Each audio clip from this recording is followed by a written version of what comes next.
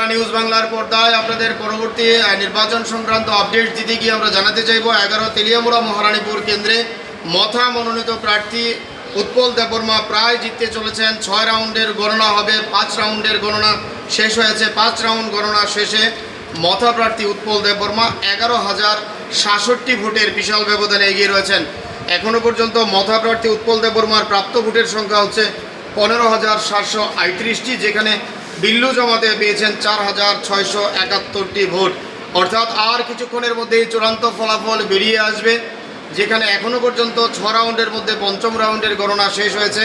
এখানে দাঁড়িয়ে দেখা যাচ্ছে পঞ্চম রাউন্ড শেষে মথা প্রার্থী 11,066 ভোটের বিশাল ব্যবধানে এগিয়ে রয়েছেন 11 তেলিয়ামুড়া মহারানীপুর কেন্দ্র থেকে।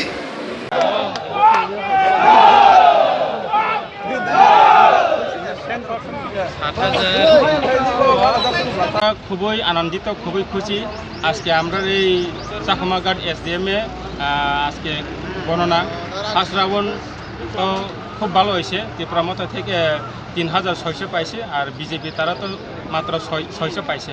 তাহলে আমরা লোকজন খুবই খুশি। আশা করি আমরা 10 হইতে 12,000 নিয়ে লিড করব এবারে। ধন্যবাদ।